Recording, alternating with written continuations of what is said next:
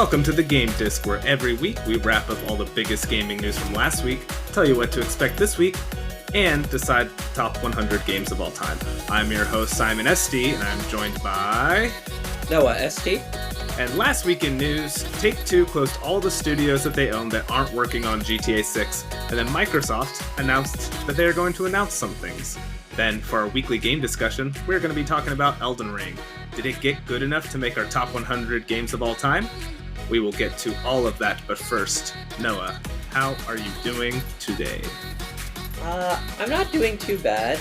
I hung out with my girlfriend yesterday, and I met her parents for the first time. Obviously, she did not meet her parents for the first time.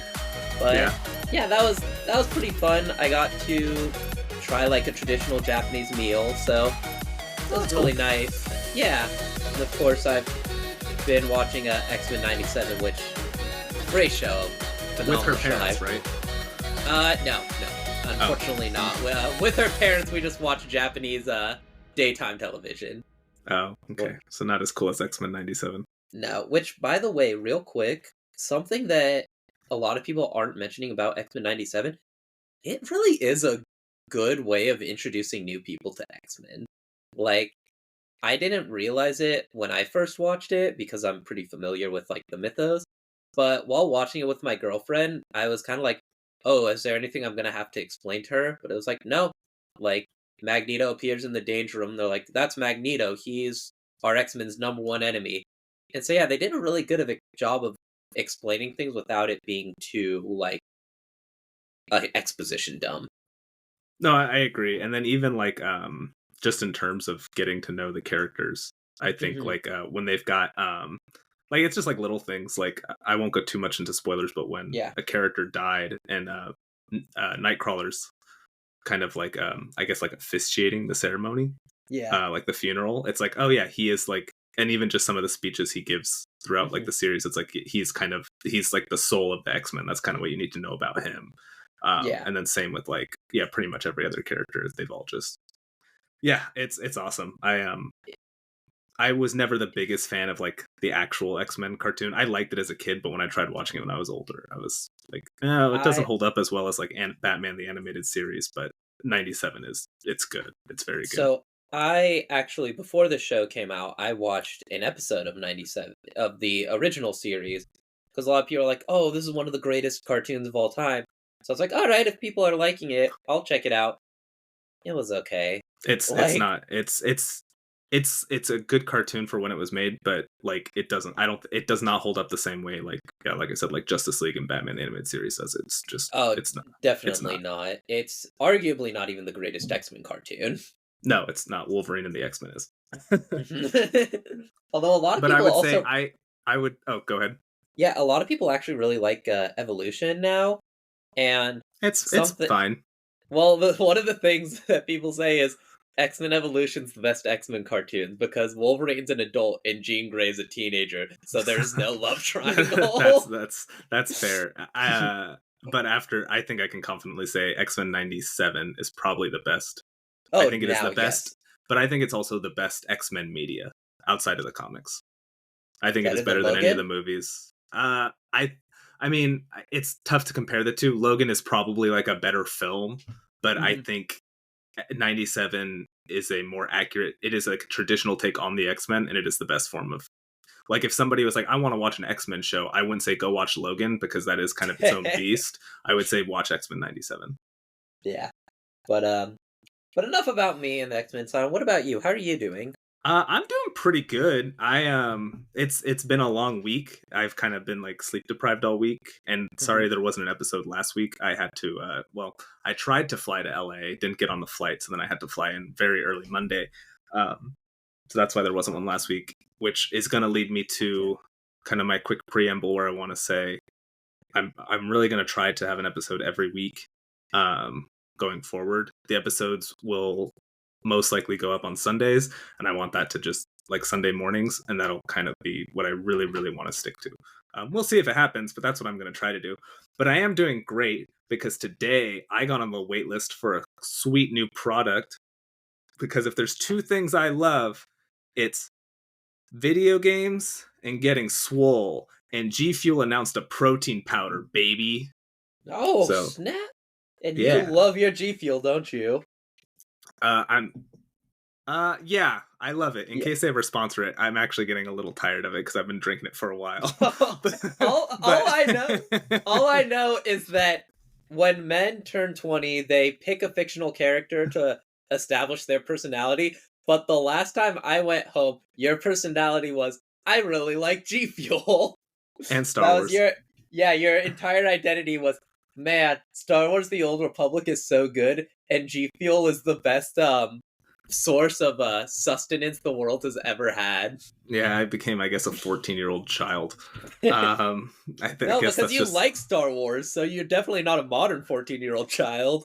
that's true. Maybe I don't know. Maybe I'm like a 9-year-old kid. Maybe I should start playing Fortnite. Oh my god, that's something else I have to tell you, which nobody else will care about, but you will. I was sitting with my beautiful fiance eating dinner, and she looks me straight in the eyes and says, "Why do I want to play Fortnite?" Is Taylor Swift in it? I don't think so, but Billie Eilish is, and she does like Billie Eilish too. I didn't put that Yeah. together, but you might be right. Now, I Um, mean, and say what you want, Fortnite. So Fortnite went from being a game to the worst thing ever, and now a lot of people are kind of softening up because it's like, you know what? First of all, a lot of the kids who played it are growing up and still playing it, so they're like, no, Fortnite is good.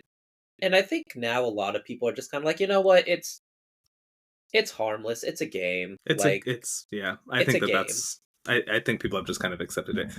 Yeah. But enough about random stuff. Let's get into some video game stuff. But before we do that, we did not do an episode last week. But Noah, I think like middle of 2 weeks ago, you texted me saying I want to do something for the podcast, and I asked you, "Is it a bit?" And You said, is didn't, it a bit or a segment?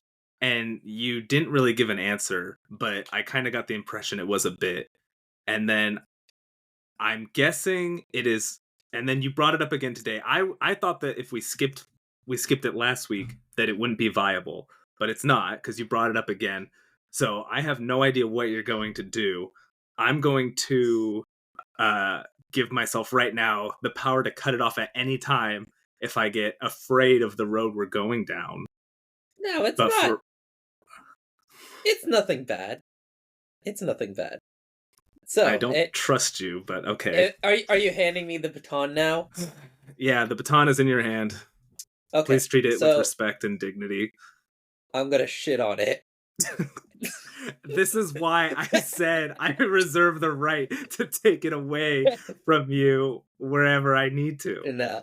All right, but no. So, Simon, are you aware of? You're familiar with the BAFTA awards, correct? Yes.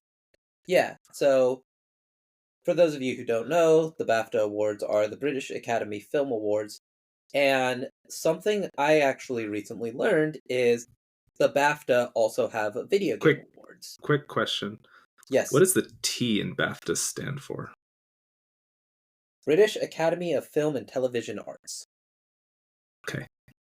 So, that's the abbreviation for BAFTA. So, BAFTA actually has their own video game awards. And to celebrate or I guess to kick it off, they actually held a poll to see, they asked British gamers the most iconic video game characters of all time. Oh, I So, heard about this. yeah, Fuck this list. yep, so do you know every character and their placement on this list? I did look at it. I know that Lara Croft is number 1, isn't Yo, she? you spoiled it. You spoiled it for the people who didn't Oh, I'm you did. sorry. I didn't. Oh, Oh, well, well, we'll go ahead and we'll do the go through rest the of the list. lists. I'm sorry. Yeah. I thought this was going to be a game just for me where I had to guess. Oh, all right. I'm sorry I So ruined it, but let's go down. Tell you what, we can still do it. This will still be fun. How many people are on the list? 20. Fucking A. Okay, so let's do this.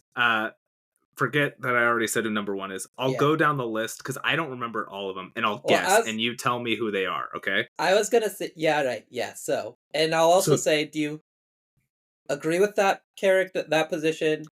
disagree, or think like have no strong opinions either way. Okay.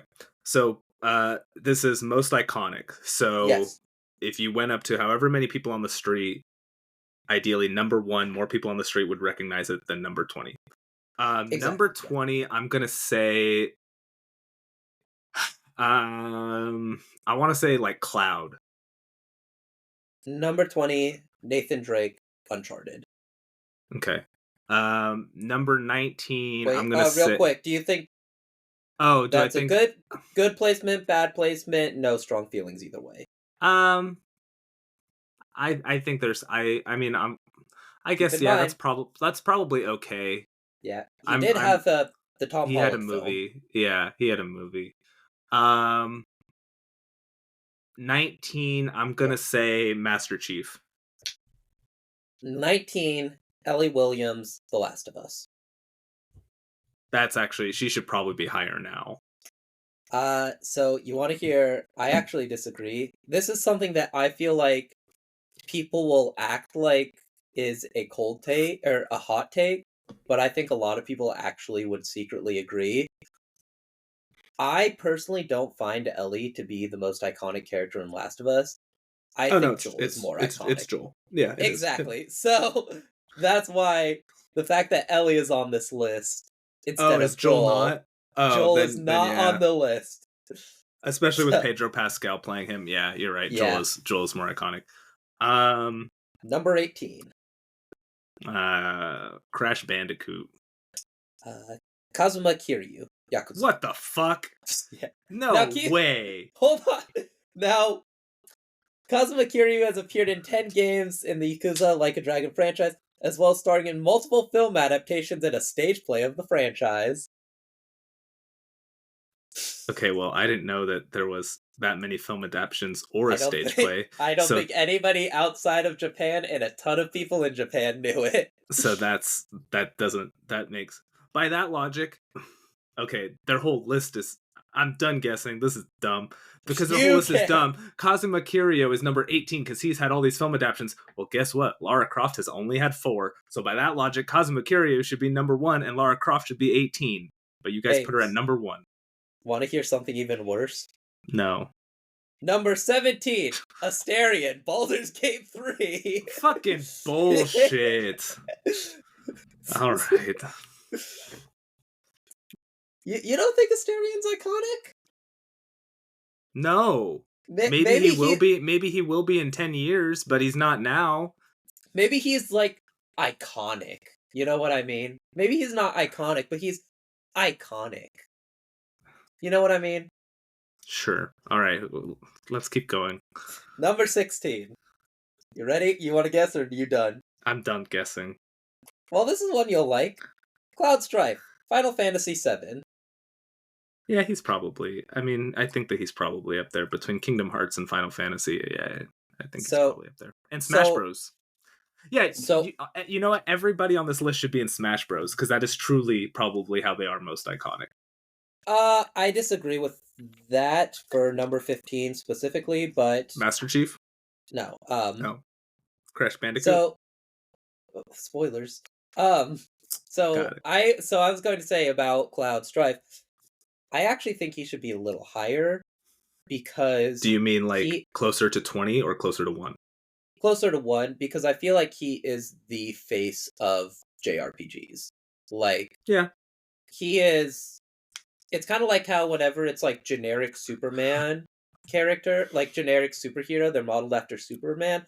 I kind of feel like generic JRPG protagonist is modeled after Cloud. Yeah, and to be clear, I when I say I'm okay with his placement on this list, I'm okay You're just because of he it is probably the most accurate thing on this list so far, even though yes. it's still wrong. I think that you're right. Cloud should probably be in the top 10. Yeah, but he deserves to be on the list. He So, does. number 15, Crash Bandicoot. Okay. I think he would probably be a little higher, but maybe not. I guess it depends on what you mean by iconic. But yeah, That's fair. he definitely Number deserves four, to be higher than Kazuma Kiryu. yeah. Number 14, Or Asterion. Astarion's the big one. Oh yeah, I already forgot about him. Yeah. Number 14. Solid Snake. Metal Gear Solid. No, he should definitely be in the top 10. Well, maybe not. Yeah, I don't I know how mean, to many be... people actually play Metal Gear. I know a lot of people talk about it now, but I don't know. All Yeah, right. I honestly don't know. I love Snake, obviously. Um, we put 2 Metal Gear Solid games in our top 100 We list, did. so we definitely huge fans, but I don't know how iconic Snake is.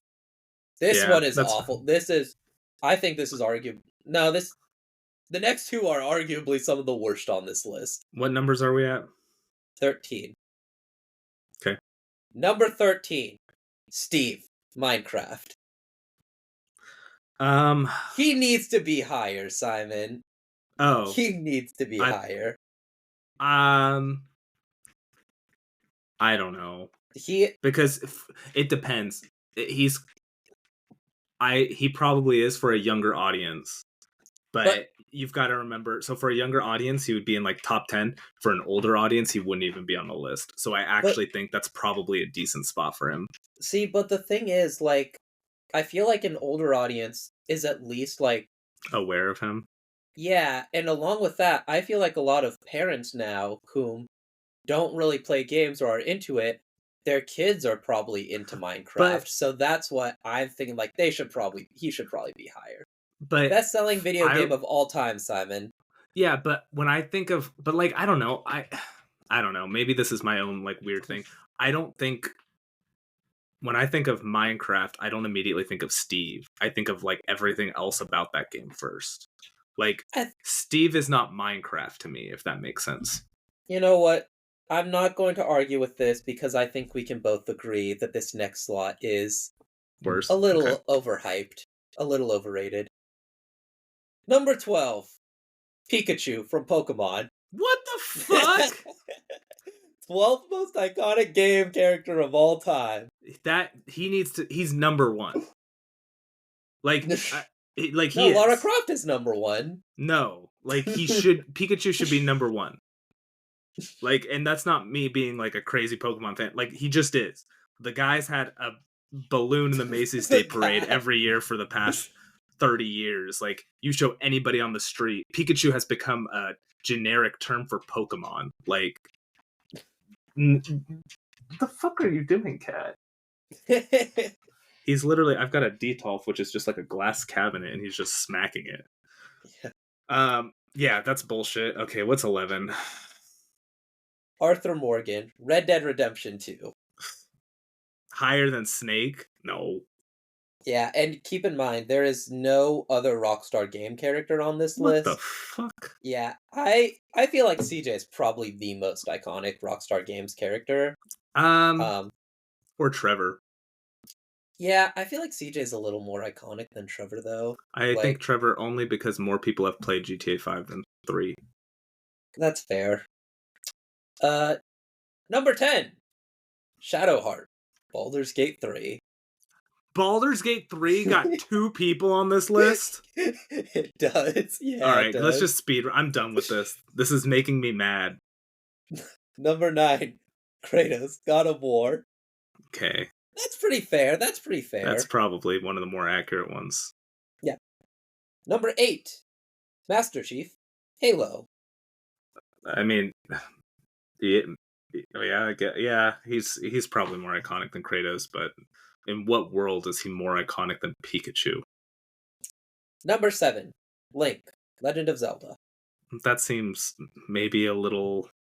He should probably be closer to 1, Number but okay. 6, Pac-Man. Oh no, he should be like top 3. I forgot. Yeah, he should be. It should be like Pikachu, Mario, Pac-Man. Number 5, Sackboy, Little Big Planet. What the fuck? I So I think the best way to describe it is I told this list to my 2 coworkers who are pretty big gamers, and one of their responses was, "Who?" Yeah, yeah. The If and top I'm 5. drinking a polar seltzer water, but I need something a lot stronger than this. Yeah, and of course, Sackboy, great character, really great design. He's not the fifth most iconic video game character of He's all not time. even PlayStation's most iconic character. No. All right. Number 4, Sonic the Hedgehog. Okay. Sonic. Yeah, Sonic. Like, okay, Pikachu 1, Mario 2, Pac-Man 3, Sonic Number probably 4. 3, Agent 47, What Hitman. the fuck? It's the barcode. Everybody knows the barcode.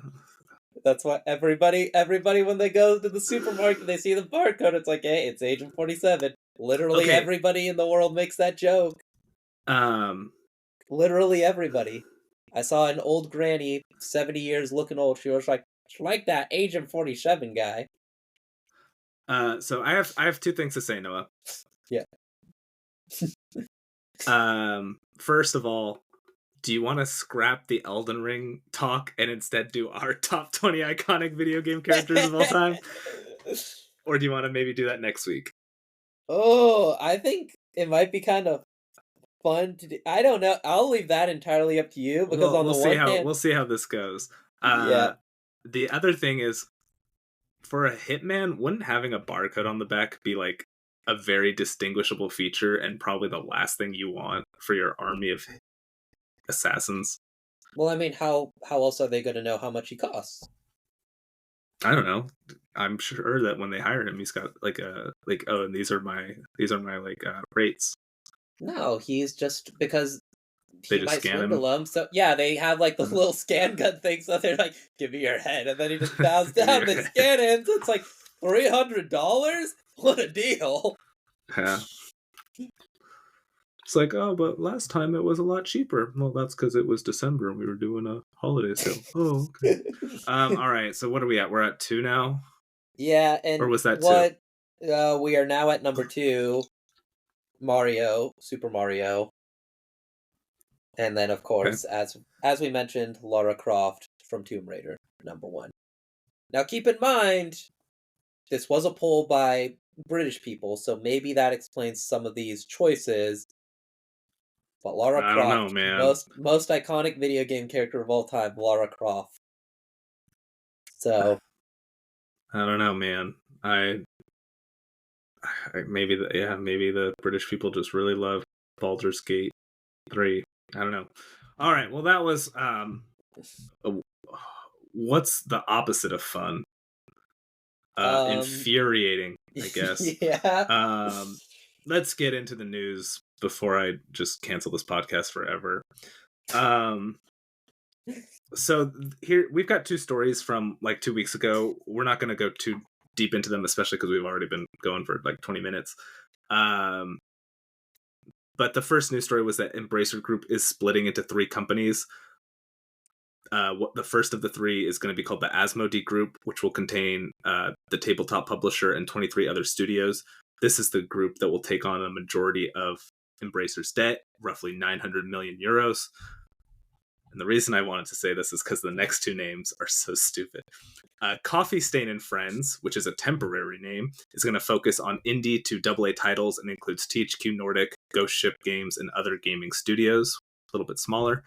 And then finally, Middle Earth Enterprises and Friends will mostly include AAA studios and their properties like Crystal Dynamics and Eidos Montreal. So we were just talking about Agent 47. He's officially a friend to Middle Earth. Or no, Good. that's not Yeah. Eidos. Is it Eidos?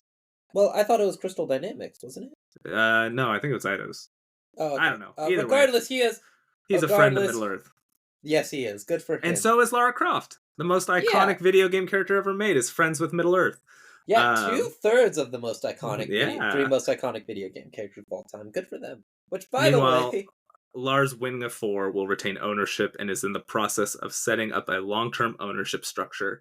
Do you have anything you want to say about Embracer Group splitting up into 3 companies and friends? yeah, it's crazy how 2/3 of the most iconic games of all times is going through some financial hardships now. Hey, Um, do you think Embracer paid the BAFTA to be like, please, we need money, we need some good PR. Can you put 2 can you put these characters that we own on no, your list? No, because I don't think anybody would really disagree about their status of iconography. I feel like it's like most That's people are true, and like, also yeah, Embracer has no money to pay anybody anything. valid point. Also, I love Coffee Stain and Friends. That just seems like the most indie hipster name they could have come up with. That is like, you know, there are some things that's like there's a ground movement that's something, and then there's like the corporate trying to get into it. That is the most corporate trying to get into like the indie hipster mindset name I've ever heard. Yeah, I don't disagree. Yeah. Anything else you want to say about it, or you want to go on to our next story from 2 weeks ago? Oh, can I do the segment? I got a good segment. You mean a Speaking segue? segue, yeah, yeah, yeah. Sure. Speaking of people disagreeing with things, apparently EA Japan general manager Sean, oh, just Sean, It's just Sean Sean. Noguchi. Shaun. Well, because it was EA Japan and his last name is Noguchi, so I was like, oh, okay, so I was trying to pronounce it like the Japanese way, so I was like, Shaun. No, I Wait, know that's what just happened, but it was Sean. still funny. It's So Sean. Sean Noguchi posted on S asking why Dead Space was given a no rating mark by Cero due to dismemberment, but Stellar Blade includes similar dismemberment and received a D rating. So take it away, Simon. Yeah, that's pretty much all there is to this story. A no rating mark means the game is unable to be sold in Japan, which could obviously hurt a game's sales pretty significantly. Um, which probably did happen with Dead Space. Mhm. Noguchi wasn't really attacking Stella Blade and actually Aw. recommended people buy the game, but he is criticizing the Cero agency, which I don't necessarily blame him. It is kind of weird. I mean, I don't know. What Noah? You live in Japan. You probably have a better take on this than I do. I would Uh, assume dismembering giant monsters in one game is equivalent in another. On the so, surface, maybe it's just because Stella Blade has like a pretty girl, and so it seems like more lighthearted than Dead Space, which is like very dark and dreary. But I don't know. so I think a couple things is first of all, you didn't write Stellar Blade, you wrote Stella Blade on all of What's that. the game called? Stellar Blade. Okay, I call it Stella Blade because I love my dog Stella. Rest in peace, Stella. And she's a good girl, and I think the game would have been better if she was the protagonist. Regardless, I I think maybe the difference I don't I haven't played Stellar Blade. I haven't really seen much gameplay from it. Dismembering monsters may be a big deal, may not be a big deal, but keep in mind Dead Space Isaac himself also gets dismembered in some very brutal ways. So if the protagonist of Stellar Blade doesn't get dismembered in a similar way, I could see that being like dismembering monsters, that's not good, but dismembering humans, that's generally kind of acceptable. yeah, that's kind of where we draw the line. Also, technically the game is available to be bought in Japan. It's kind of like an AO rated game. Like you can sell it, but most companies don't want it on there. Like they don't Yeah, they're want to not deal going with to that carry it. controversy. So you actually can buy the game on like the Japanese website. Um, you can actually, or I think you can maybe buy it on the Epic Game Store in Japan. So you can buy it. Of course, I actually met a guy who bought it. He had a American PlayStation Network account. Japanese dude, by the way. He has like a Japanese and an American PlayStation Network, and he was interested in the game, so he just bought it on his US PlayStation Network account. So yeah, Yeah, it's weird, but I mean, it's I don't want to get too into the whole Zero thing because I know that like culture plays another aspect of it, but Mortal Kombat is not available in Japan, so they do have a history of banning games, which is weird because some other like Japanese films and anime are very violent and they're still allowed. yeah, kind of weird. Um, Yep. what is also weird, and I guess speaking of dismemberment, Take Oh Two is god. shutting down Intercept Games and Roll 7. Intercept Games made Kerbal Space Program 2, and Roll7 made Rollerdrome and Ollie Ollie. These are part of company-wide layoffs going on at Take-Two, which is laying off roughly 5% of the company's 11,580 employees, which means roughly 579 employees are being cut. I guess this was kind of like a initiative by Take-Two to kind of get into indie publishing, and then when they didn't make GTA money, decided to get out of indie publishing, which is so stupid, especially a game like Rollerdrome, which was, and Kerbal Space Program. These were all games that were like really well received, Yeah. and I'm assuming they all sold decently well Yeah, maybe because not as they well were, as a yeah, Coffee maybe Stain not and as well Friends as like a, games will sell, but yeah. yeah, but it's just kind of like, I guess, what were you expecting when these Yeah. games, like when you decide to publish these small indie games, were you expecting these giant numbers? They were That's not the expecting way. Minecraft numbers. Yeah, it's just like, I honestly think they were. They were like, oh, these indie games cost so little to make, and they sell. Like, have you seen Minecraft? It's like, there's most of them aren't Minecraft. Yeah, like I'm pretty sure Kerbal Space Program sold very, very well. Like Yeah, I, but yeah, I mean, who knows? It's Simon. How do you there's. feel? You're always saying like I the mean, solution I is think that. to hold on. Well, this you always say the solution is to make less expensive games. How do you feel knowing this group is specifically shutting down their division dedicated to making less expensive games? I mean, I'm not surprised because outside of GTA, well, what good games does Take Two make?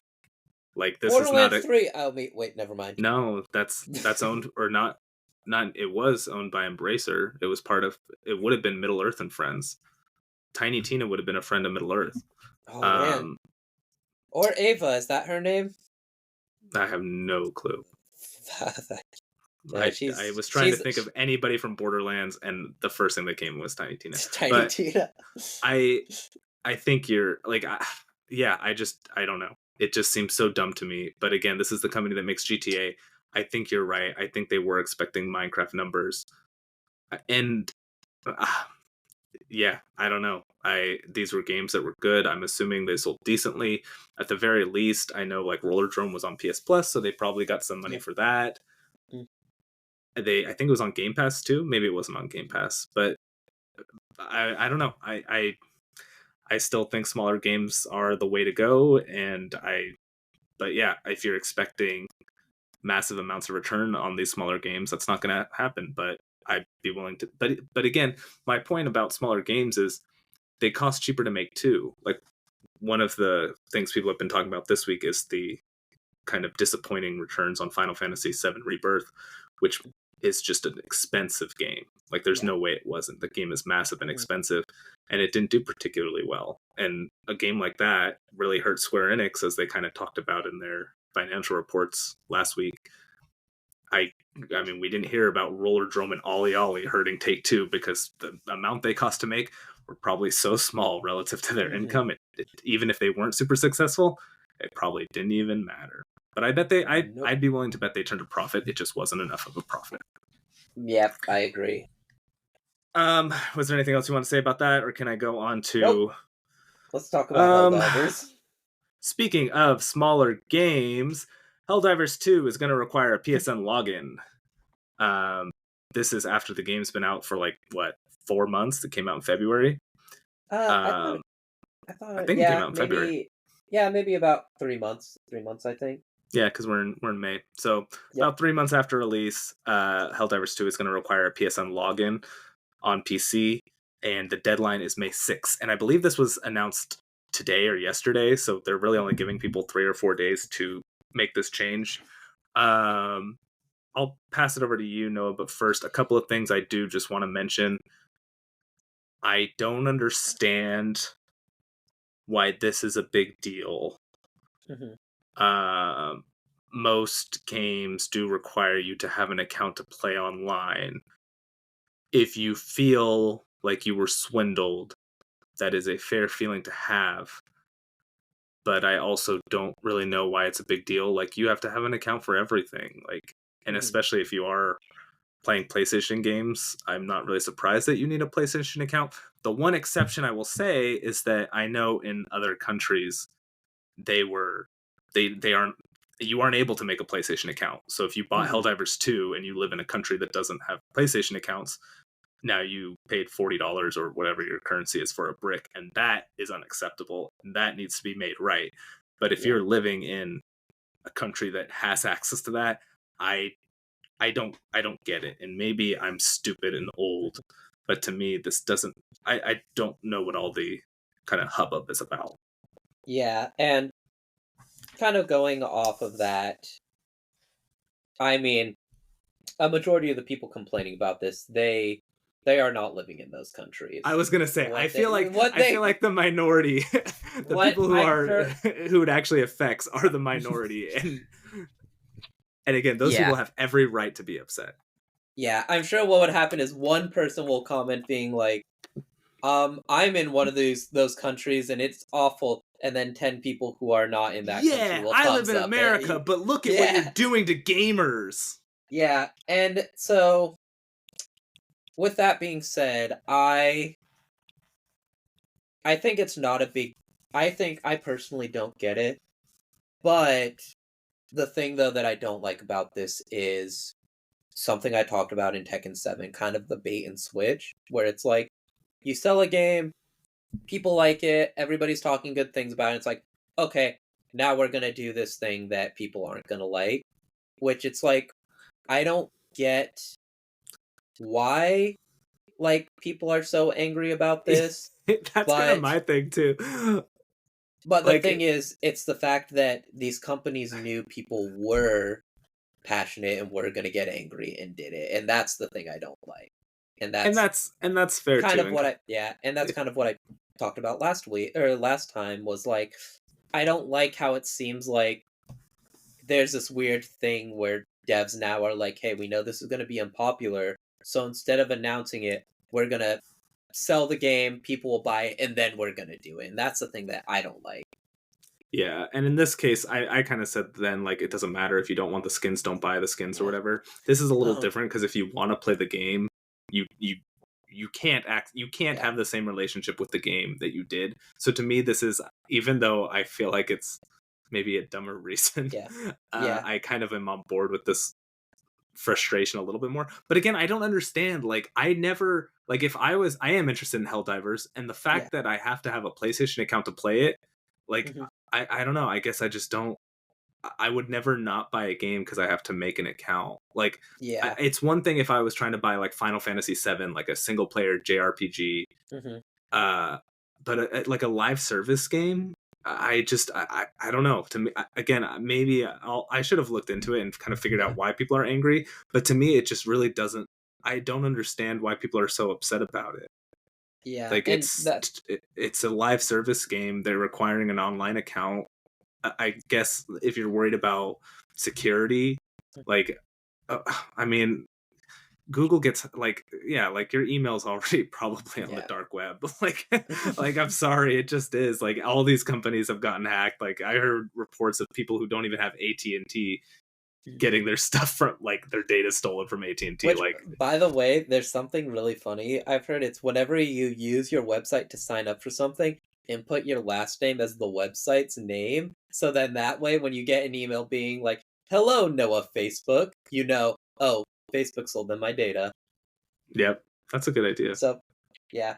And my final thoughts is I don't get why people are doing that, why they're angry, or I don't think it's a big deal, but the fact that they didn't say this was going to be a thing that you needed to do until a couple months after the game, they sprung this on gamers. That's the thing I don't like. I don't like how now a lot of companies are starting to realize, hey, gamers don't like these things. Let's wait until our game becomes popular and then we'll spring it on them. I don't like that because I feel like, whereas now it's not a big deal, even though this is a slippery slope argument, which isn't a good one, I don't like how that's a thing companies are kind of starting to be okay with. Yeah, no, and I mean, I agree to an extent. Yeah. Um, but if people leave Helldivers 2 in the PlayStation ecosystem, they can go over to Xbox, who announced a summer showcase. It's going to be on June 9th at 10 a.m. Pacific. It's going to be followed into a deep dive that they said is redacted, which is rumored to be, I think, for the new Call of Duty, which is also rumored to be set during the Gulf War. A couple of games that are expected to be there are Avowed, which is supposed to have a release date in November, and Indiana Jones, that's supposed to have a release date in December. Noah, that's one of the games that you pulled on your draft. That's one delay away from from not coming out this year. How are you feeling? I'm not worried about it. I'm sure that worst case scenario, Microsoft will give a lot of crunch and the game will be worse than it is, but I'm sure that it will still come People will out. crunch so that I can maybe win a stupid game. Comes out and it's like that's like a 20 on Metacritic. It's like shit, should have just delayed it. Yeah, seriously, you would have been Like better with the 0. would have been better with the 0. People would have been happier. Yeah, just I'm sure things will be all right. Obsidian seems like a nice studio. It seems like they know what they're No, doing. I think Avowed will end up being. I think Avowed will be closer to what people thought Starfield would be. Or not Um, Starfield or Outer Worlds or both. I guess both. Like just kind of Yeah. a big. Not. I guess no. I guess not. When I say Starfield, I just mean like a really good like Western RPG. Yeah, that makes Um, sense. I think Avowed will be really cool. I'm actually pretty excited about it. Indiana Jones is kind of a question mark for me, but I do not think this game comes out this year. I this is a weird game. Like I I feel like it's going to be okay.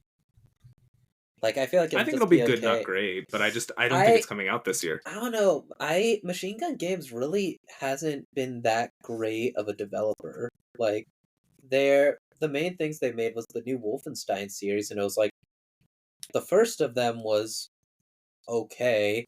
The second one, a lot of people like. I kind of thought it was a little overrated, and the third one people hated. So it's like I don't know. Machine Gun Games doesn't have a huge like Machine Gun Games isn't a really well like regarded They're studio. not. Yeah, they're not Obsidian.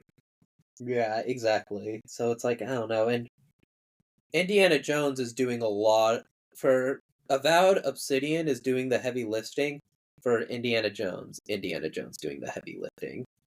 Yeah. No, I think you're right. Hmm. But I still think it's cool. I'm excited for this. I think that this is probably going to be the best showcase of the year. I don't think Sony, if Sony has one, which they're rumored to have one, I think in May. I don't know what they're going to announce. We already know they don't have anything for this year. The fact that we're probably getting at least one pretty good Microsoft game with maybe another exclusive of questionable quality early next year is, I think, a good sign. And there's also rumors that we'll finally see Gear 6, Hmm. um, which I'd be excited about. So yeah, I'm just excited that it seems like after years of not having games, Microsoft might actually be starting to turn things around, and now Sony's kind of the one that maybe is lacking a little bit. Um, but it doesn't matter how Yeah. good Xbox is selling because hardware sales is down for all three consoles. Hmm. This is according to the latest Circana report. We've been going pretty long, so I won't go too deep into this. But a couple of other things that came out is that I believe Matt Piscatella, maybe I'm wrong, said Final Fantasy VII Rebirth is doing worse than Final Fantasy 16 by a double-digit percentage, so at least 10%. Dragon's Dogma 2 was at number 1. So those are kind of big takeaways. Do you have anything to say about any of those little facts? Mostly the fact that it's a shame about Final Fantasy. I know that when a new Final Fantasy game comes out, the Final Fantasy fans always hate it and get angry. I heard Final Fantasy VII Rebirth was one of the few where that like didn't happen, and a lot of people were like, "This is kind of what Final Fantasy 16 should have been as far as Yeah, combat goes," and yeah, so it's a shame that it's not doing that good. I'm still very early into Final Fantasy 7. But if Yeah. Final Fantasy 16 was like the plot of 16, but everything else of 7, it would truly be like my favorite video game ever, I think. That's a well, It's which is a lot because 16 already is like one of your favorite video games ever, right? yeah, but I do think the combat, I think I like the combat in Rebirth a little bit better, but Fair. also just the way the world is set up, it really captures that feeling of like old school JRPGs but That's cool. modernized. It is truly like the first time you walk out of like the city and you reach the overworld, It's it's the incredible. the exiting Vault 101, is it? Yeah, it's like this generation's version of that. It's Oh it's wow. really it's I think so, at least. It's yeah, Mhm. it's a cool game. All right, so that's all for the news. You got a feel good story this week. Yes, I do actually. So, we often talk about a lot of mods in our feel good stories just because mods can often like slightly change a game, but just pretty much make the game that best it can be. And so the story that we're talking about is there's actually a modder whom is implementing cell shaded visuals for Marvel vs. Capcom Infinite. MVCI was a game, there was two major controversies. One was the lack of X-Men in the game. The second was how ugly a lot of people found the art style. And despite that fact, a lot of people actually are like, this game is super fun, but people just didn't give it a chance for those two reasons. So there is a moderator whose name is Rin or Wistful Hopes on their ex formerly known as Twitter account. They are she's making a cell shaded mod for this game, and she's shown some of her work so far. And the interesting thing is, streamer Maximilian Dude, he is actually commissioning her for her work on this project. So it's really nice that this game might get some new life breathed into it, and even though there will not be any X-Men characters, it's cool that people can like get this game and be like, "Hey, it looks really nice. It looks like how they were wanting the game to look at when it was first announced." And yeah, what are your thoughts, Simon? Yeah, that's badass. I Yeah. do think it's cool that people are kind of turning this game that a lot of people like, but maybe isn't as remembered as fondly as two. And some guy is kind of using his money to fund something that is really like he's not going to get any of that money back. Now, it's just like to be a cool guy. So I yeah, don't know. You've mentioned this Maximilian dude a couple of times, and I've heard other people kind of mentioning him, and I was always like, oh, he's probably just a YouTuber, but that's pretty rad, man. yeah, So and this is not the first time that Maximilian Dude has funded a mod. He, of course, funded a pretty much he did what he referred to as the bounty. At least I believe. If I make a mistake, I apologize. But he made this bounty where for the modded version of Marvel vs. Capcom, it was like the game had it so there's only a certain amount of character slots. So if you wanted to use a modded character like Cyclops, for example, Cyclops is not in the base game. In order to use him, you can't play Sea Viper anymore because he takes that spot. He pretty much was like, I will pay this much money to anybody that can find a solution to allow every character in Marvel vs. Capcom 3.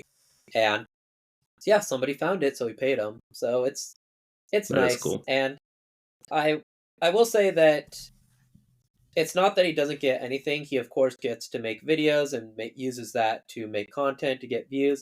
So he does profit from it, but most streamers what they do is they're like, yeah, I'll just fund this esports athlete and then I can watch win a tournament and I can react to it, and that's kind of how I make money. At least the way that he's doing it, it benefits a lot more people and it's breathing life into games. So that's something that's great. Yeah, and kind of creating a job too. Exactly, Um, yes. so that's all for our news. I know we've been going super long already. Luckily, there's Yeah. only one convention coming up. On May 11th, we've got FoleyCon in Foley, Alabama. That's it. Yep. So that Gonna go list is fully con. fully completed. That was not a bad one. Mine are always good. Oh, okay. Remember the Um, Lobocon? Lobocon That was was a pretty good good. one. um, The main man is here, brother. oh no. It's me, Lobo, brother. Is Lobo the same as Hulk Hogan?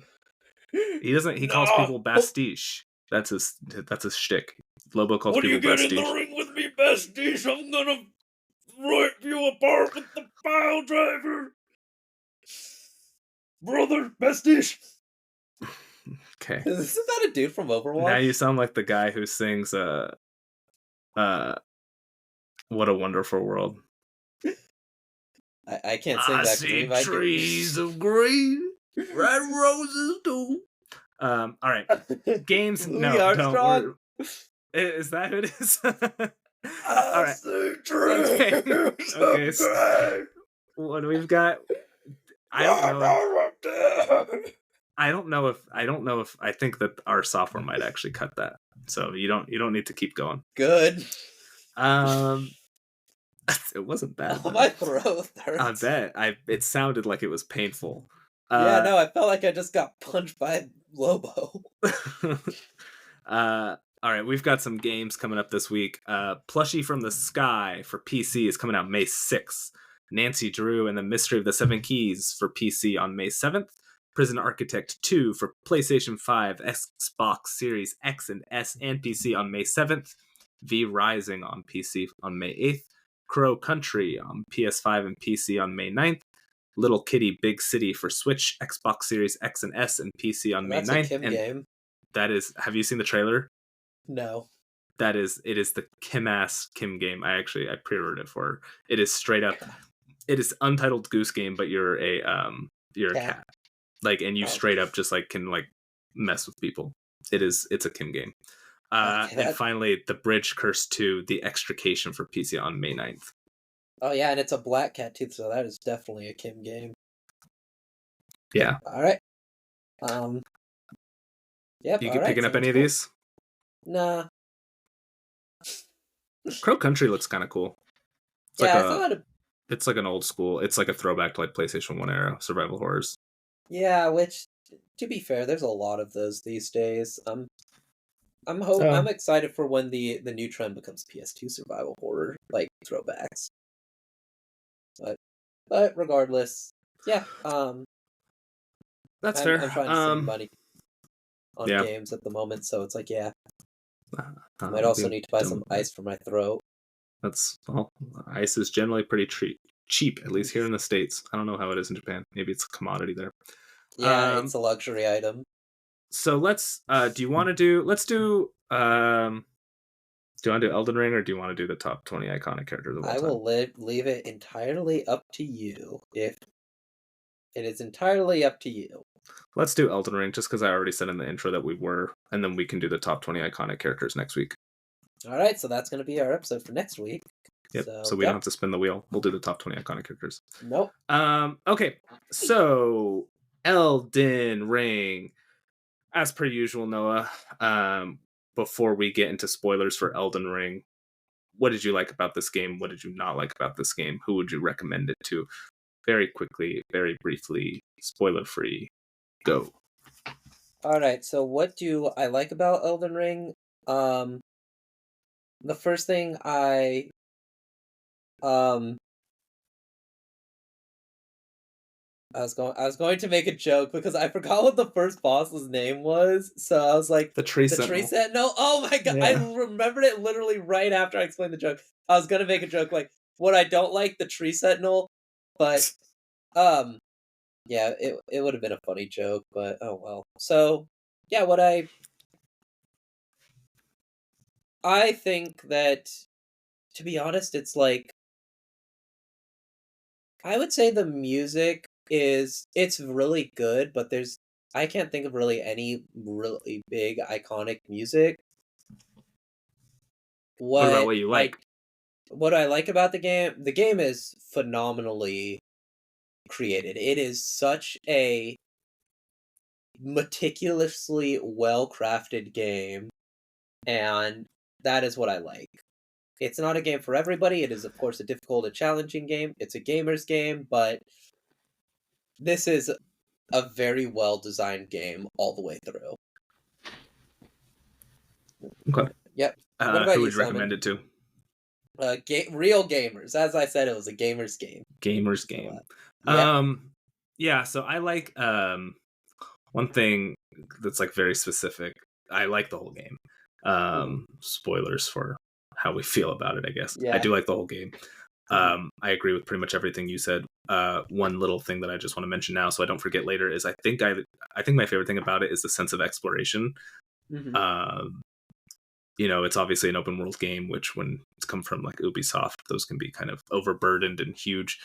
And there's no icons on your map, but you can tell just by looking at the map Hmm. what is going to be something worth exploring.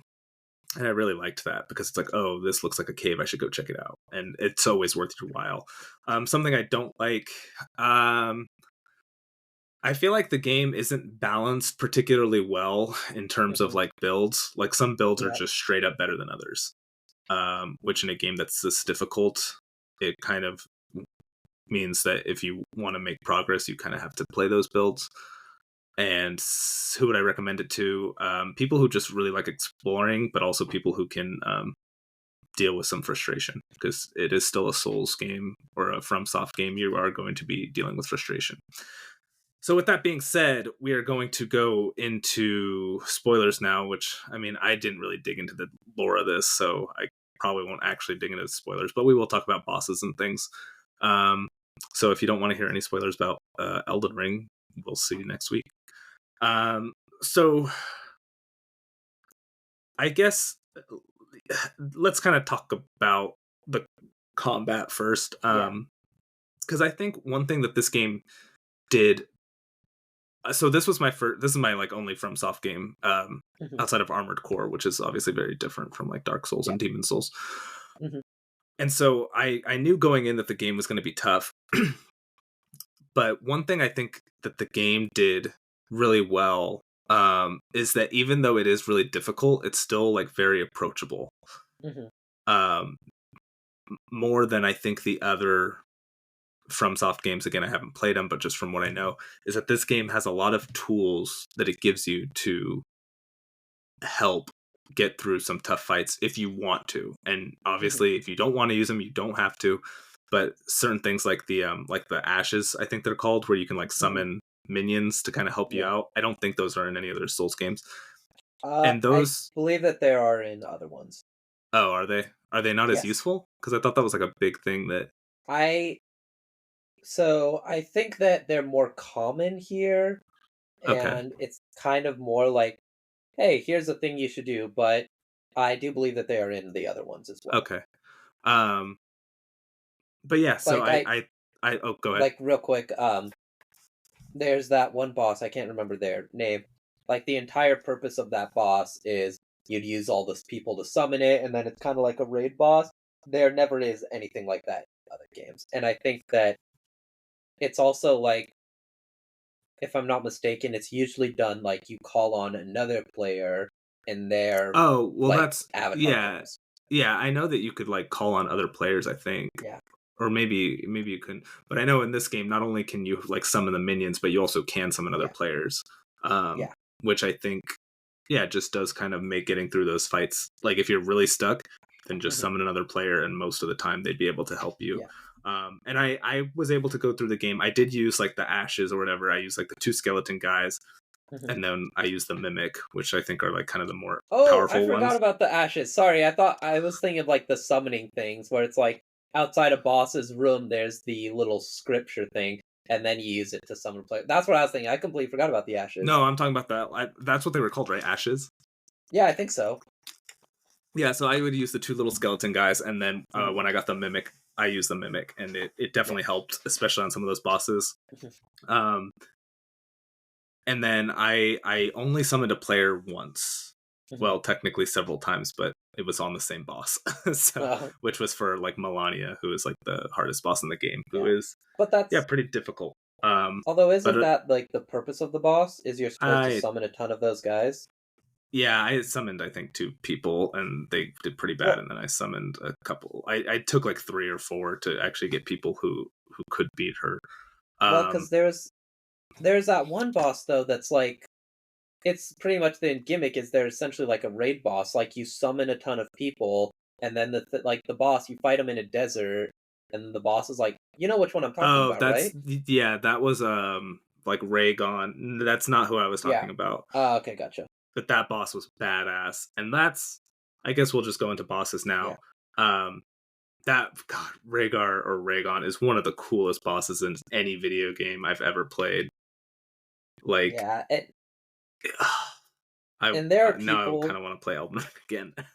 yeah, and there's people who are like, yeah, this boss is so hard. I'm trying to play the game without using any of those summons, but it's really hard. It's like, I hope that that's not your first playthrough because it's like, while I get what you're trying to do, like that just feels like you're missing out on such a fun boss by doing that. Yeah, and It's obviously you could if you're good enough at the yeah, game, but you're right, like, yeah, I think actually that was one of the bosses I beat on my first try, but it was close.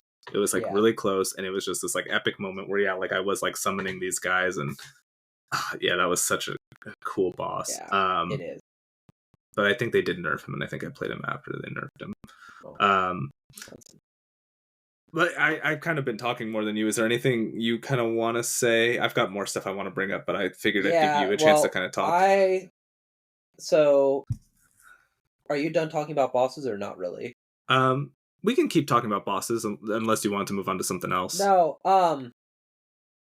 not really. It's just one of those. So you played the game a lot more than I did. I unfortunately was not able to beat it. I was borrowing your copy and then I moved to Japan, so I never got around to finishing it. So, with that being said, I I thought that it's an interesting game, and this is my opinion on all From Software games. They're not super difficult, they just have a very steep learning curve. So, the first bosses usually are the toughest ones. Like, what many people consider the hardest boss in Bloodborne is Father Cascione, which then, like, it's kind of like, oh, once you beat him, it's like, okay, now the Now rest I get is it. yeah, exactly. And so I thought this game did a really good job of that with both the Tree Sentinel and then who's the guy, like the hermit dude that you fight on the Yeah, it's bridge? like Margot the Fallen or something. Yeah, yeah.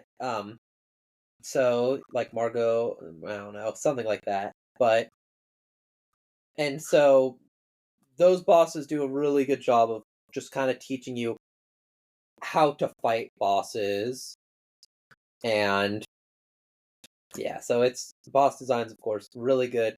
And Margit the Fellowman, that Margaret. was his Okay. name. And that's really important because this game has so many bosses, just a bunch of mini bosses, sub bosses, optional bosses. This game is loaded with them, and But they all the feel ones that different, yeah, which is cool. they all feel different, but you beat them the same way by just learning their attack patterns, learning how they operate, and the first couple two bosses do a really good job of demonstrating that.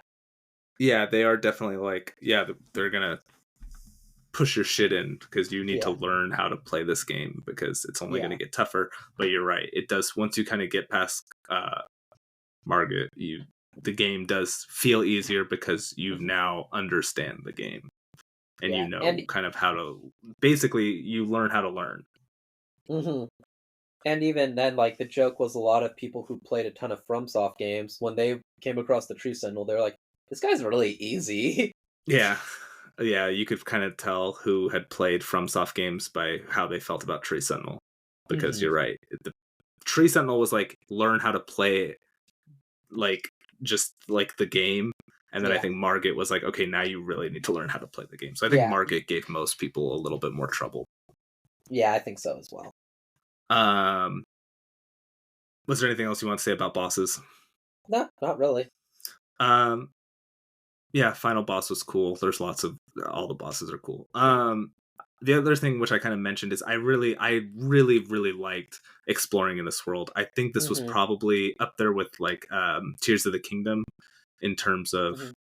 just a world that is fun to explore, because it is. Like I Hmm. said, the map is just it's a map. Like, it's just a blank map. Hmm. There's no icons or anything, but Hmm. you can tell where what is going to be worth Yeah. exploring. And I pretty much like went through that whole map, and everything that I thought looked cool, I went to go check out. Hmm. And I don't think there was a single time where I was like, this looks interesting on the map, and it wasn't something, like, it wasn't like Hmm. a mini dungeon or something interesting. Hmm. Um, and it's impressive, not only that they had so much content in this like one game, but that Hmm. everything felt unique, and also that, yeah, like, they made it like very obvious, like, here's how you go find these cool things that we put in this game. Yeah, and I, of course, like,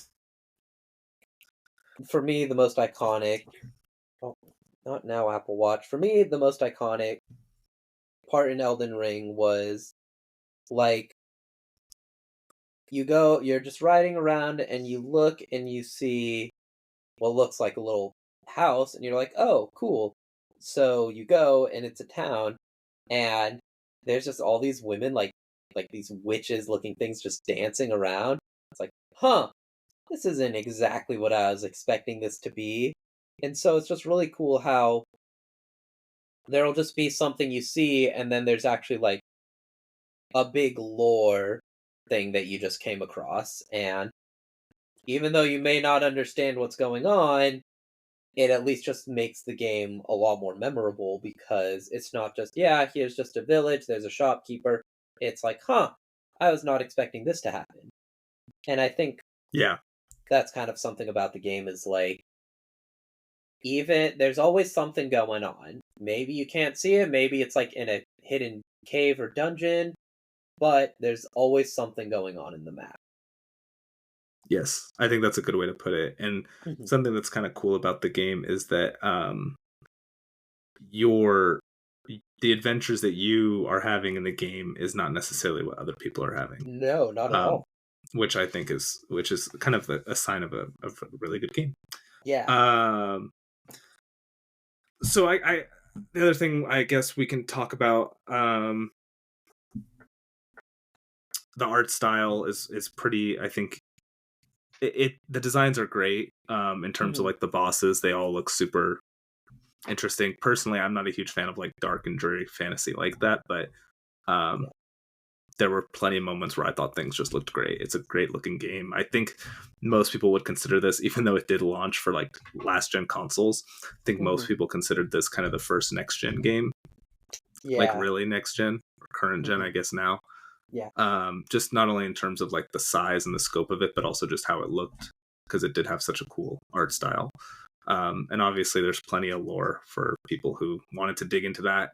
I don't know if like, I know they made a big deal about George R. R. Martin being the one who like wrote the Bible or whatever for it. Yeah. I don't know if that necessarily comes across, but I think I maybe if you completely dug into forgot. it, probably would, huh? I completely forgot that he was involved in this game. Yeah.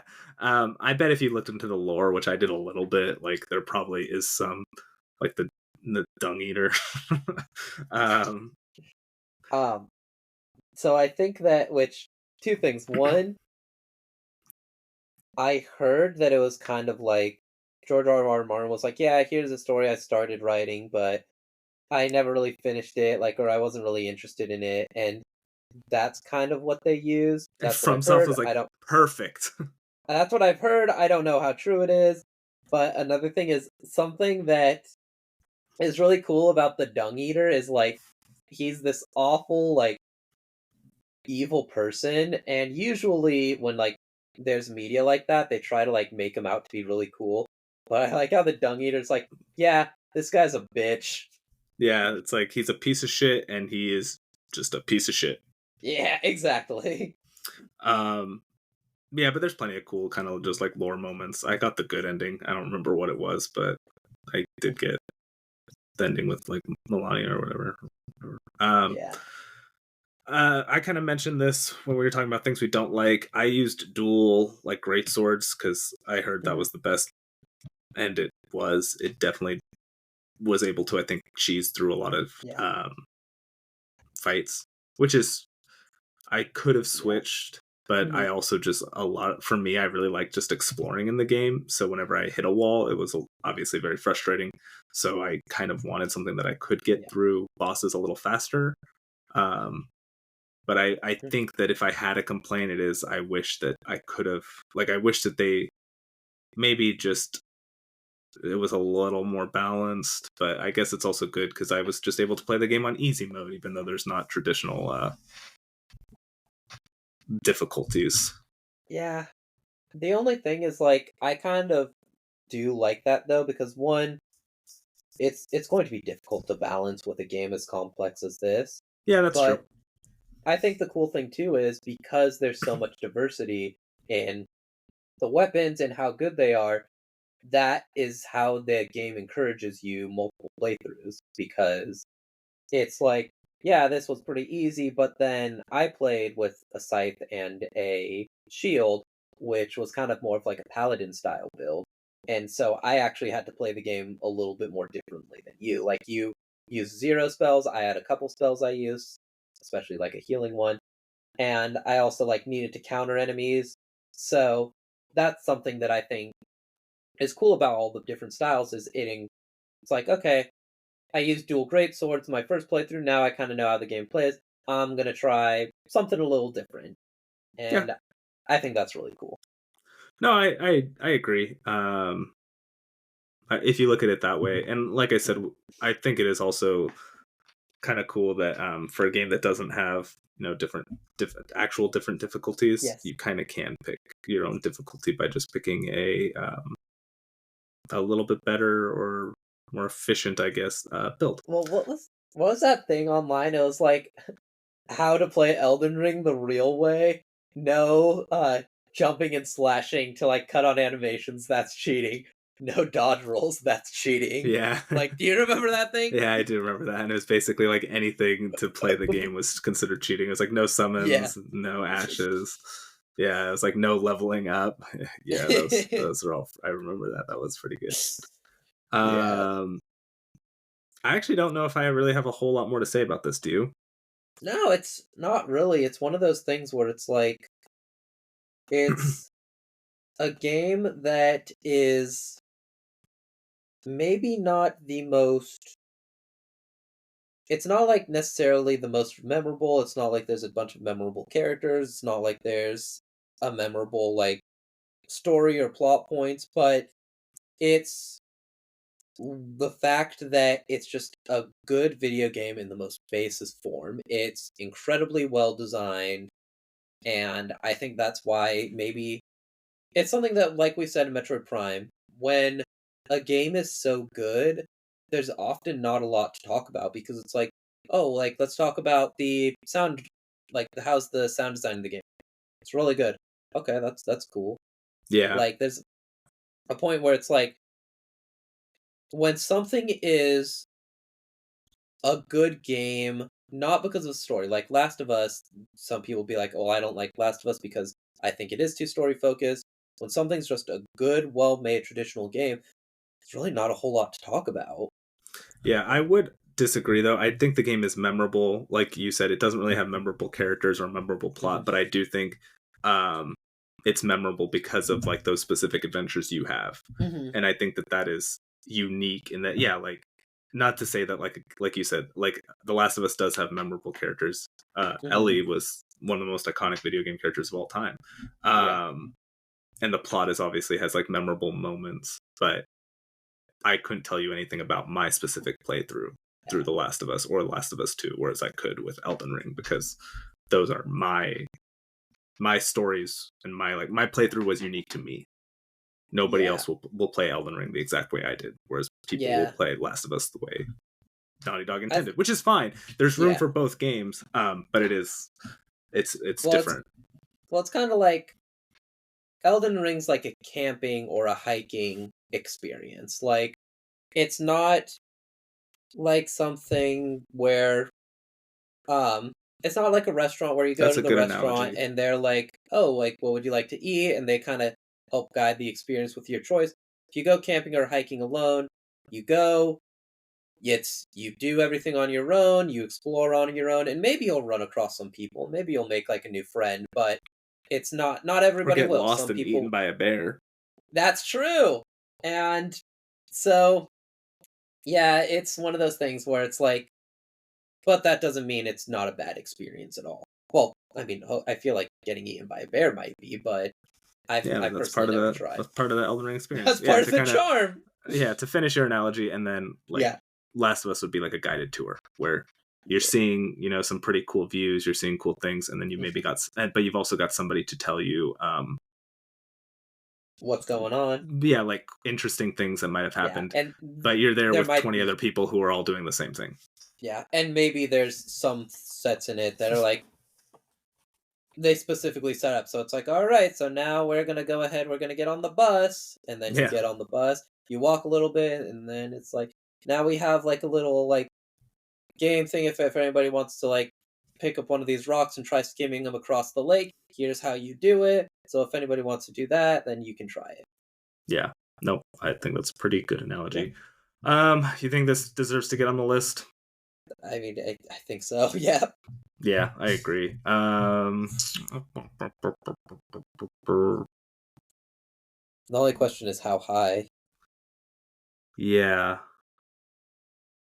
Because at first I was thinking like probably like 40s or so, but then like just how much content, how like intricately designed the entire game is. I'm like, I think it needs to be higher than 40. Like, Yeah, it's tough because it's like I feel like it owes itself to a lot of other games. Like it's very obviously iterative of like other, like the the Dark combat Souls. was just like not stolen because it's the same people, Mhm. but the combat was just refined from years of Dark Souls and Bloodborne and Yeah, Demon Souls. But then the combat or the world exploring was very similar to like Breath of the Wild. But it yeah. just you're right. It just did everything so well. It's hard. It's it's something that we always talk about, innovation versus perfection, and I think this game is I perfection. mean, we can always revisit it. I'm fine with putting it at like 35. And then, well, do you think, okay, I guess let's ask this question. Do you think it deserves to be higher than Skyrim? Yes, You definitely. you do? Yes. Okay. Okay. Yes. Yes. So Skyrim's at 40. Okay. Yeah. So do you think it deserves to be higher than Metal Gear Solid 3? Maybe. That's like it's part of me is like, Do you think it deserves to be higher than Resident Evil 4? I don't know. I Like don't think it deserves to be higher than Resident Evil 4. you don't think so? Okay, that's fair then. No. So we've basically, if you want it higher, do you think it deserves to be higher than Call of Duty 4? Nah, because like, well, Okay. no, I don't because think it's so like either. as it's great, but Call of Duty really Then yeah, defined modern first person shooting. then let's put it at 35 for now. Okay. So Call of Duty is at 30, Metal Gear Solid 3 is at 31. Let's put it at 35, and if we want to switch it with Metal Gear whenever we do kind of our review, we can do that. So it's on the All right. plan. Sounds good. All right, congrats to Elden Ring. You are number 35 on our top 100 games of all time. How many games do we have on here? 1, 2, 3, 4, 5, 6, 7, 8, 9, 10, 11, 12, 13, 14, 15, 16, 17, 18, 19, 20, 21, 22. Okay, so when we get 3 more games on, we'll do our first kind of review. Cool. We're not going to spin the wheel because we are going Oh, that's to. Bailey. That is the dog. Oh, she's a good girl. She can be. Oh. We'll do our top 20 iconic video game characters next week. Before we get out of here, Noah, what have you been playing?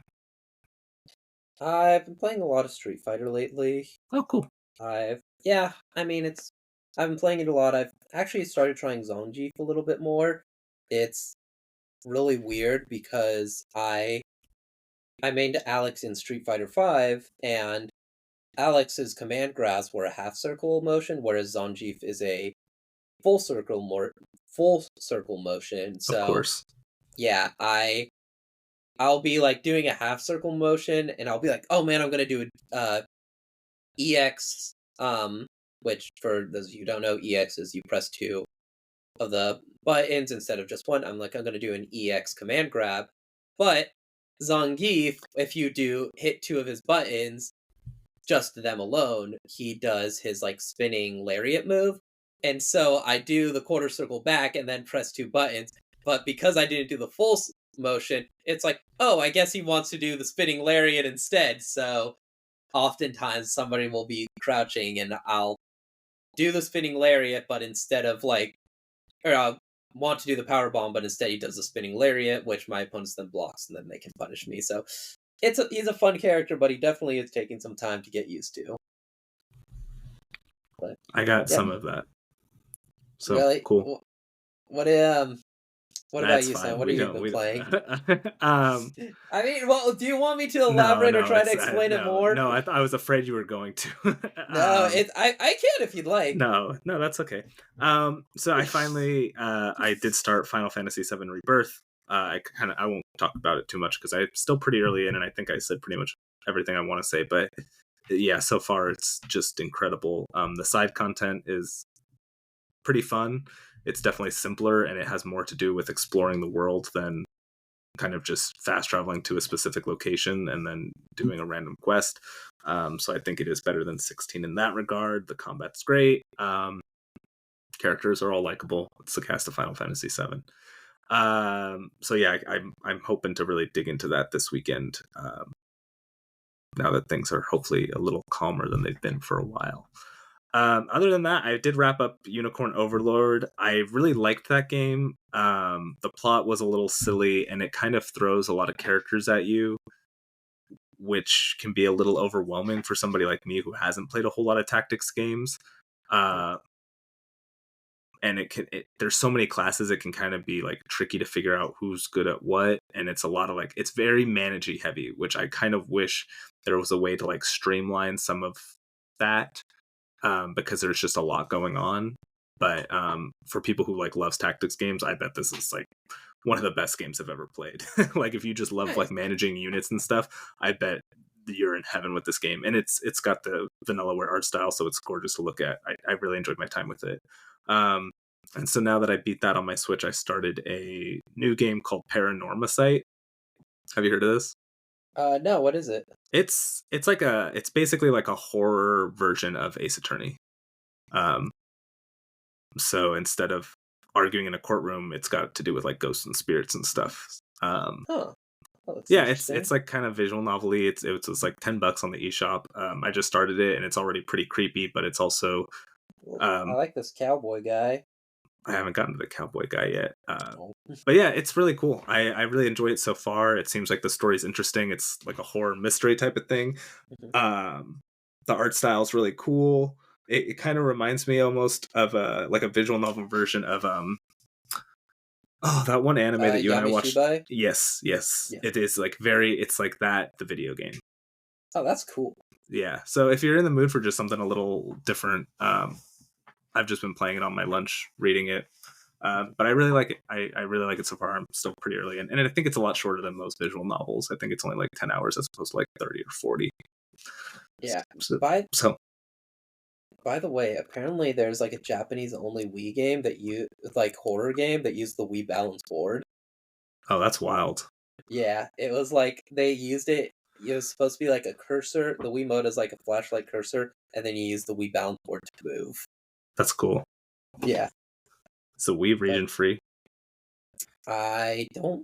Probably not. Oh, we have a Wii Balance board. Well, I'll try to find it for you then. But the game's going to be in Japanese, so you won't be able to understand any of it. I'll just play it with you. That's fair. All right, before we get out of here, what are you going to plug? You'll be like, what's that?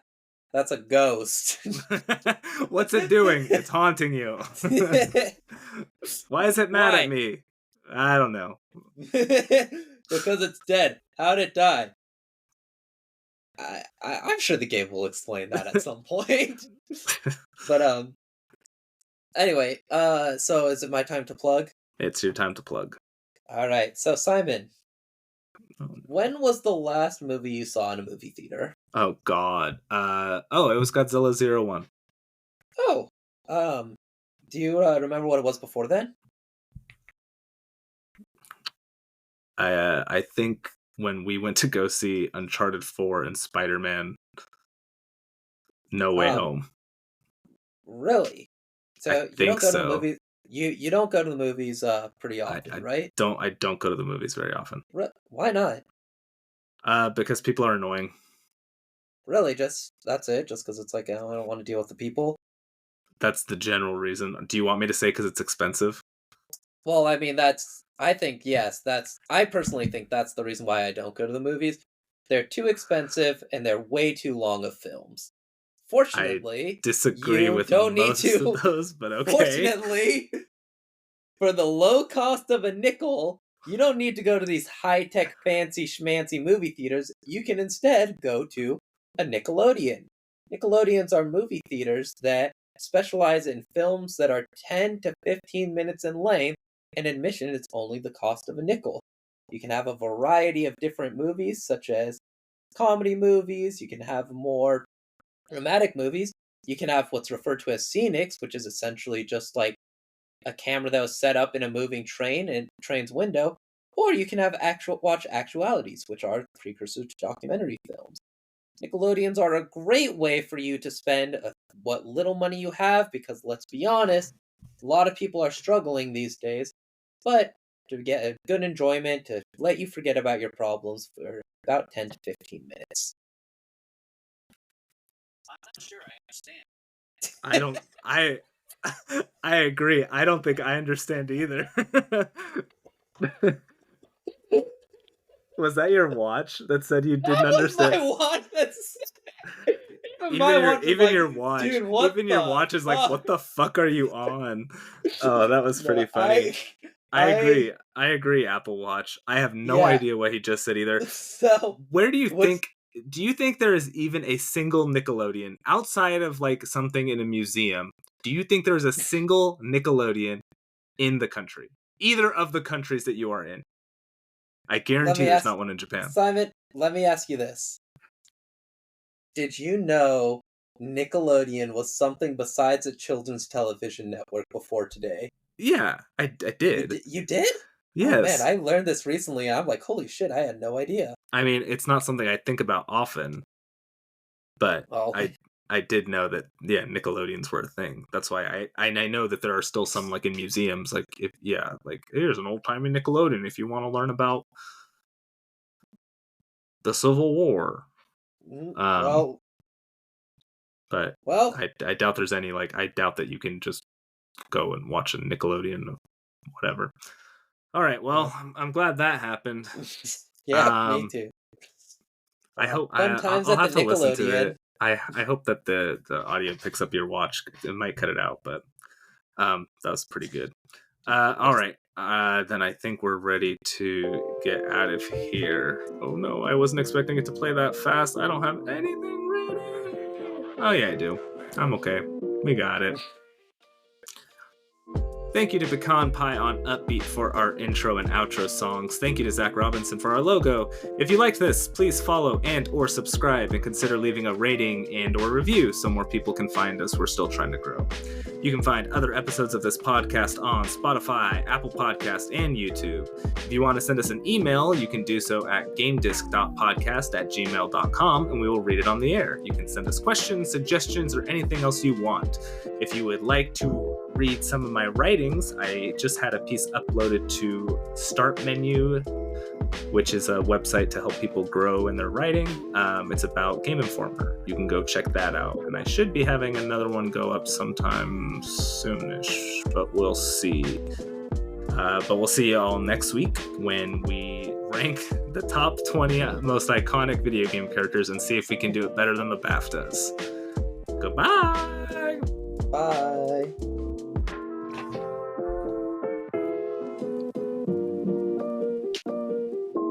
So, according to 1908, there were estimated 8,000 Nickelodeon theaters in the United States. Oh, well, that's only 115 years ago. Yeah, I'm sure there's still a couple around today.